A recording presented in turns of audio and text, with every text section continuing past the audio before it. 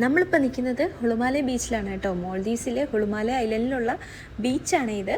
അപ്പോൾ ഇവിടെ ഒത്തിരി വാട്ടർ സ്പോർട്സ് ആക്ടിവിറ്റീസൊക്കെ നടക്കുന്നുണ്ട്. നമ്മളിത് വന്നപ്പോൾ തന്നെ ജെറ്റ് സ്കി കണ്ടു കേട്ടോ.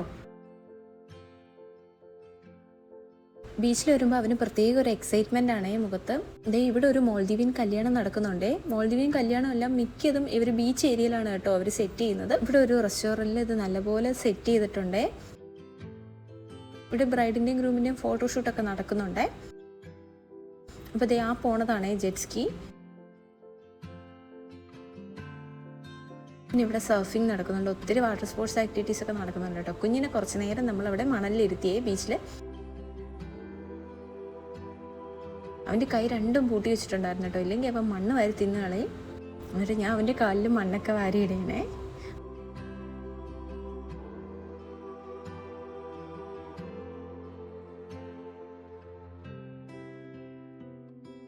പിന്നെ ചേട്ടൻ കുറച്ച് നേരം അവൻ്റെ കൈ പിടിച്ച് അവിടെ ഒന്ന് നടത്തിച്ചു കേട്ടോ.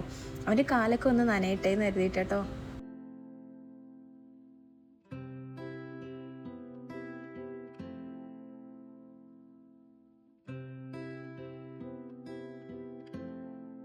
അവിടെ ദൂരെ ഒരു യാട്ട് കാണാവേ. പിന്നെ ഞാനും കുറച്ച് നേരം കൊണ്ടുപോയി വാവയെ കളിപ്പിച്ചു. അവിടെ കുറച്ച് നേരം ബീച്ചിൽ സ്പെൻഡ് ചെയ്തിട്ട് പിന്നെ നമ്മൾ അവിടെ നിന്ന് തിരിച്ചു കേട്ടോ. അപ്പോൾ ഇവിടെ സൈഡിൽ തന്നെ ഒത്തിരി റെസ്റ്റോറൻറ്റുകളുണ്ട്, ഒത്തിരി ഷോപ്പുകളുണ്ട്. അപ്പോൾ ഞങ്ങൾക്ക് കുറച്ച് ഷോപ്പിംഗ് ഉണ്ടായിരുന്നേ. അപ്പോൾ പുതിയൊരു ഷോപ്പ് ഓപ്പൺ ആയിട്ടുണ്ട് കേട്ടോ. അപ്പോൾ അവിടെ നിന്ന് കയറിയതാണേ. അപ്പോൾ അതേ എൻ്റെ ഫോൺ കേസ് ഒരു പരുവമായിരുന്നു കേട്ടോ. പിന്നെ ഒരു പുതിയൊരു ഫോൺ കേസ് മേടിച്ചു. പിന്നെ എനിക്കൊരു ക്രാബ് മേടിച്ചു മുടിയിൽ വയ്ക്കാനായിട്ട്. പിന്നെ കണ്ടെയ്നർ ബോക്സ് മേടിച്ചു, കിച്ചൺ ടവൽ മേടിച്ചു, നൈഫ് മേടിച്ചു. ഇതൊക്കെ കഴിഞ്ഞ് ഷോപ്പിംഗ് കഴിഞ്ഞ് പിന്നെ ഞങ്ങൾ തിരിച്ച് നേരെ പോയത് ബസ് സ്റ്റോപ്പിലോട്ടാണ്.